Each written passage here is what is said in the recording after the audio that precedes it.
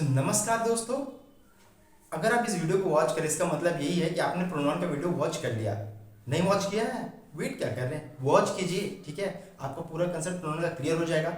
उस वीडियो में मैंने पर्सनल प्रोनाउन को पूरा कवर किया है। ठीक है, और आज का जो वीडियो है आपको इसमें काइंड्स ऑफ प्रोनाउन में आपको interrogative pronoun, relative pronoun, demonstrative pronoun, distributive pronoun, reciprocal pronoun, emphasising pronoun जिसको इसमें भी कवर किया गया है, reflexive pronoun and indefinite pronoun को आज मैं पूरा आपको बताऊंगा। ठीक है, तो चलिए स्टार्ट करते हैं। वन बाय वन अपने पूरे कंसेप्ट को क्लियर करेंगे, बहुत ही मजा आने वाला है। चलिए स्टार्ट करते हैं।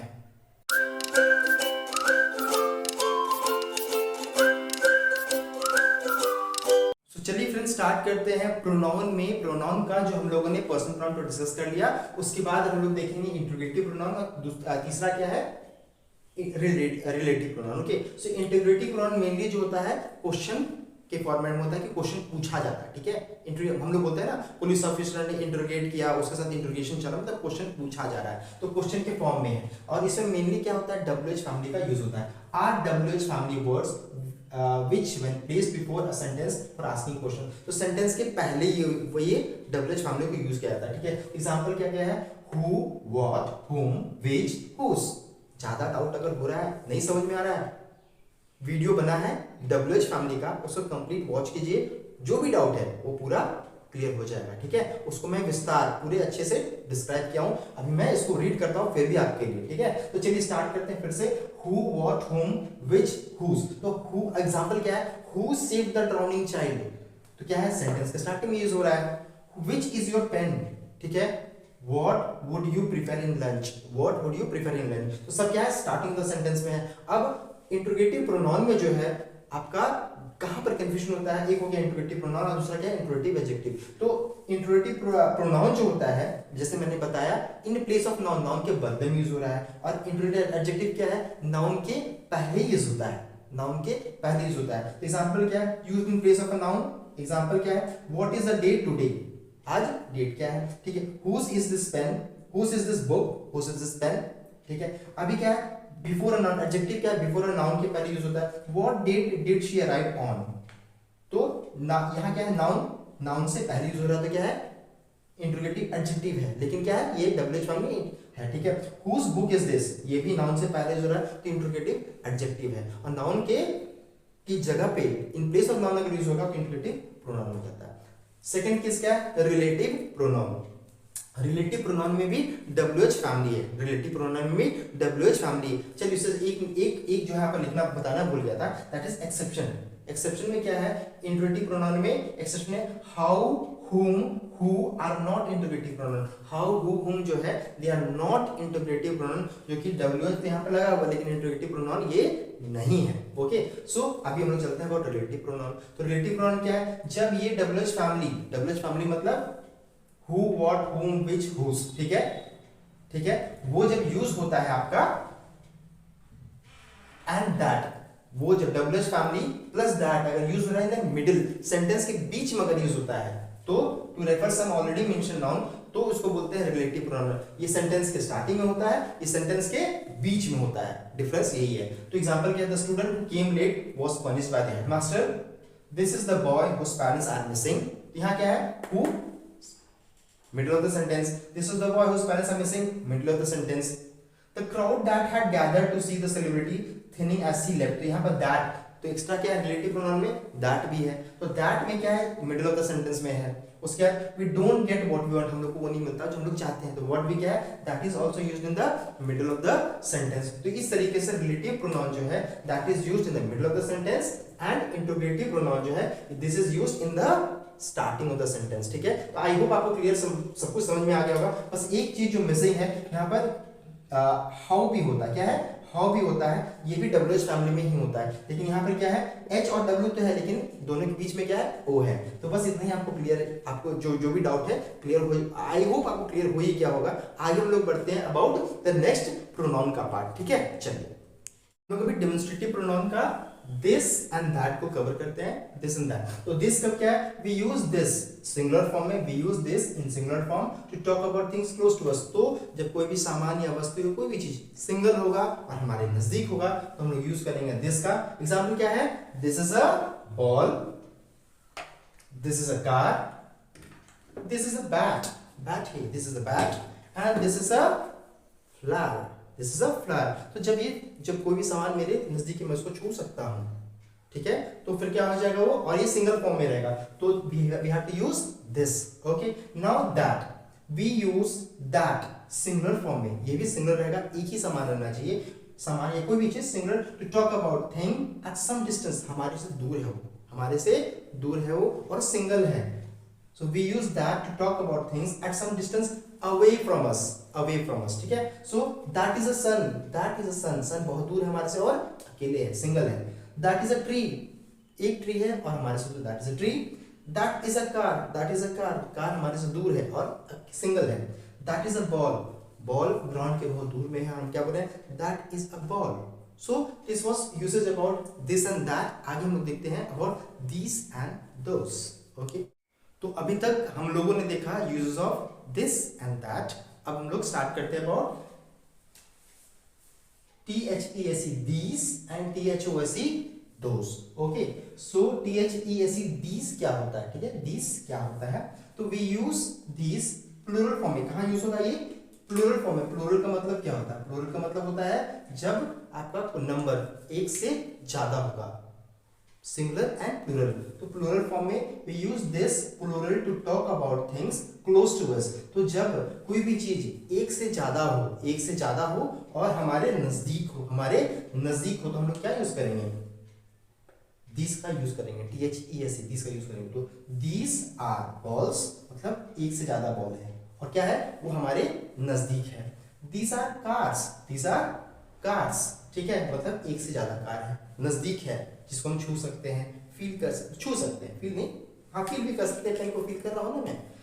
दिस आर बैट्स, तो बहुत सारा बैट्स हो गया. दिस आर फ्लावर्स, बहुत सारे फ्लावर्स मैं ऐसे पकड़ा हुआ हूँ, तो क्या बोलूंगा, दिस आर फ्लावर्स. अब एग्जांपल के मैं आपको बताता हूँ कि जैसे, ठीक है, गिर गया एक. सो दिस आर, इतना सारा पेन मेरे पास है, क्या है, मार्कर पेन है, तो दिस आर पेन्स. ओके, अगर सिंगल रहा तो क्या यूज करेंगे, this is a pen, are की जगह क्या यूज हो जाएगा, इज, तो this is a pen. Okay, अभी मैं रखता हूं इसको. सो अभी हम सेकंड जाएंगे, दोस, THOSE दोस, ठीक है. तो दोस कब यूज होगा, दोस भी यूज होगा प्लूरल फॉर्म में. We use that, we use दोस,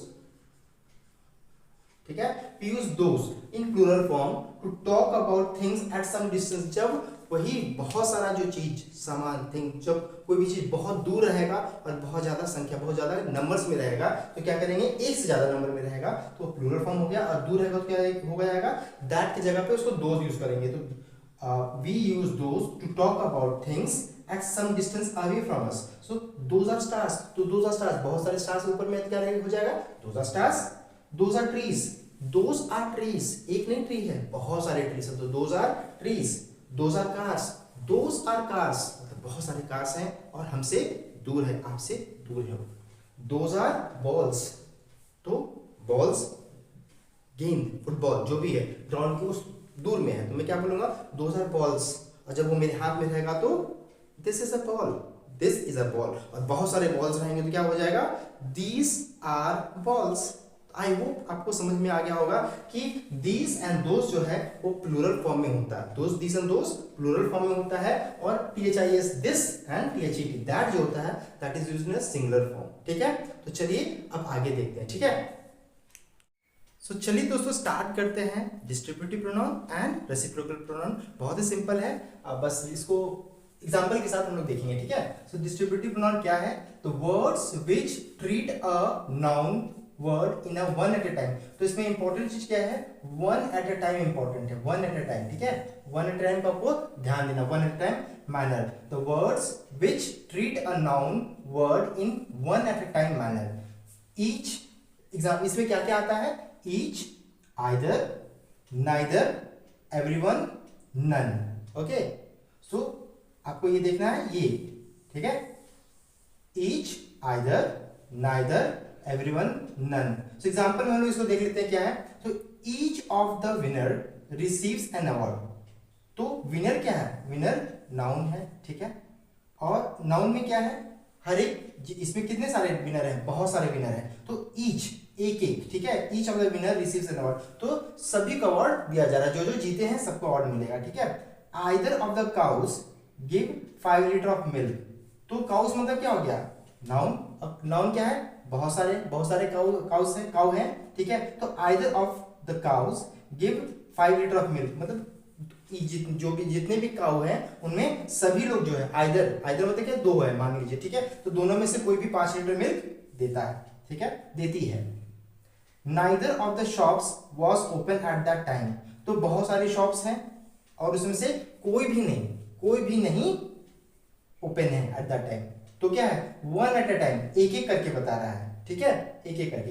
तो ये था डिस्ट्रीब्यूटिव प्रोनाउन। उसके बाद हम लोग देखेंगे रेसिप्रोकल प्रोनाउन, ठीक है। रेसिप्रोकल प्रोनाउन क्या है, तो words paired which convey the sense of reciprocation, आपको लगेगा जैसे क्या है, ये एक दूसरे से म्यूचुअल रिलेशनशिप भी है, और जैसे ईच अदर एग्जांपल हो जाएगा, वन अनदर हो जाएगा, ठीक है, तो ये क्या बता रहा है, सेंस ऑफ रेसिप्रोकेशन बता रहा है, ठीक है, sense of reciprocation, okay. Example से ज्यादा क्लैरिटी मिल जाएगा। So the two bulls wounded each other with their horns in their fight, तो क्या है, ये एक सॉर्ट ऑफ म्यूचुअल रिलेशनशिप बता रहा है कि दो बुल है, उनके बीच में क्या रिलेशनशिप किस तरह का है, फाइटिंग का है। The two bulls wounded each other, एक दूसरे को उन्होंने वुंड किया, कैसे वुंड किया by their horns in the fight. We should help one another in times of need, तो हम लोगों को क्या है, वन अनदर को हेल्प करना है, एक दूसरे को हेल्प करना है, कब, जब हम लोगों को एक दूसरे की जरूरत हो तब। अब इसमें इंपॉर्टेंट पॉइंट्स क्या है, each other create reciprocation between two nouns, तो दो नाउन के बीच में जब रेसिप्रोकेशन या फिर म्यूचुअल रिलेशनशिप जब बताया जाता है तो क्या होता है, ये होता है आपको ईच अदर, और वन अनदर क्या है, creates reciprocation among more than two noun, अगर दो से ज्यादा जब होगा तब आपका हो जाएगा वन अनदर, और अगर सिर्फ दो नाउन के बीच में अगर बताया जा रहा है तो आपको क्या इंपॉर्टेंट याद रखना है, दो नाउन के बीच में जब बताया जाएगा तो ईच अदर है और मोर देन टू नाउन्स रहेगा, तब क्या हो जाएगा, वन अनदर का यूज होगा। तो this was about distributive pronoun and reciprocal pronoun. So हम लोग आगे बढ़ते हैं, ठीक है।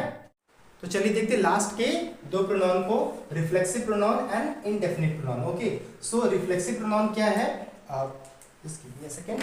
रिफ्लेक्सिव प्रोनाउन क्या है, इसके बारे में डिस्कशन हो रहा है। व्हेन प्रोनाउंस लाइक, कौन कौन सा, herself, himself, yourself, ourself etcetera, जो भी है, are used as receiver of an action, are used as receiver of an action और the object of a verb. तो ये हो गया इसका डेफिनेशन, ठीक है। तो आपको क्या याद रखना है, हरसेल्फ होता है, हिमसेल्फ होता है, योरसेल्फ होता है, आवरसेल्फ होगा, ठीक है। तो ये जितने भी हो गए ना, ये सब हो गए आपके रिफ्लेक्सिव प्रोनाउन, ठीक है। और ये क्या है, रिसीवर ऑफ एन एक्शन है, वो रिसीव करते हैं किसी भी एक्शन, क्या है, रिसीवर है, ठीक है।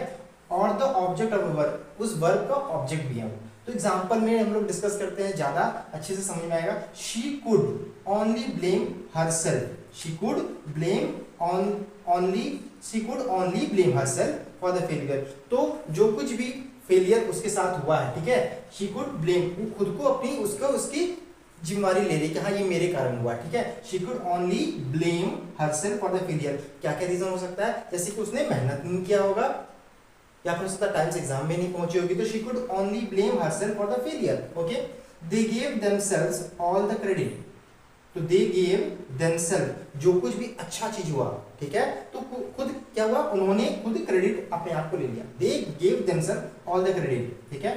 फिर है I have trained myself in the art, तो जो भी train, I have trained myself, तो खुद को ट्रेनिंग कौन दी आर्ट में, उसने खुद को ट्रेनिंग दिया, myself, I have trained myself in the art. तो आप देखिए यहाँ पर जो कुछ भी हो रहा है ना, नाउन, शी जो है ये नाउन है। अभी इसमें क्या, she could only blame herself for the failure, तो प्रोनाउन जो है वो किसके लिए, खुद को ब्लेम कर रहा है, ठीक है। यहाँ पर भी क्या है, किसको क्रेडिट किसको दे रहा है, तो ये जो प्रोनाउन है क्रेडिट किसको दे रहा है, खुद को दे रहा है, ठीक है। The I have trained myself in the art, myself, खुद को वो बोल रहा है कि मैंने खुद को ट्रेनिंग दिया, तो ये क्या हो गया, आपका रिफ्लेक्सिव प्रोनाउन हो गया। अब आप बोलिएगा कि sir what is the difference between reflexive pronoun and emphasizing pronoun, okay. तो एम्फसाइजिंग प्रोनाउन क्या है, I have trained them myself, I have trained them myself. तो यहाँ पर ट्रेनिंग देने किसकी बात हो रही है, उस यहाँ पर बात हो रही थी कि उसने ट्रेनिंग खुद को दिया, I have trained myself, अपने आप को ट्रेनिंग उसने खुद को दिया, I have trained myself. और यहाँ पर क्या, आई हैव ट्रेन्ड देम, देख लीजिए ध्यान से देखना आपको, यहाँ पर ट्रेन्ड देम, उसने खुद को नहीं, यहाँ पर देम उस उनको या उन्हें ट्रेनिंग दिया, ठीक है। So I have trained them myself, मैंने खुद से उनको ट्रेन किया। They themselves gave him all the credit, तो यहाँ पर क्या है, देमसेल्फ का वर्ड का जो यूज हो रहा है, gave him all the credit, तो इसमें क्या था, they gave themselves all the credit, खुद जो भी क्रेडिट था उन्होंने खुद अपने आप को ले लिया कि हाँ मेरे कारण ऐसा हुआ, ठीक है। और यहाँ पर क्या, पूरा क्रेडिट किसी और को दे दिया, दे देमसेल्फ गेव हिम, किसको दे दिया, हिम, किसी और को दे दिया कि ये चीज इसके कारण हुआ। तो ऐसे प्रोनाउन जिसमें किसी और को एम्फसाइज किया जा रहा है, मतलब दूसरों के बारे में बात हो रही है, ठीक है। और यहाँ पर क्या है, खुद, ठीक है, खुद के बारे में, या फिर आपको आंसर किस चीज में आएगा, हुम, किसने किया, तो अपने आप के बारे में, ठीक है, हुम। और यहाँ पर क्या है, दूसरों के बारे में।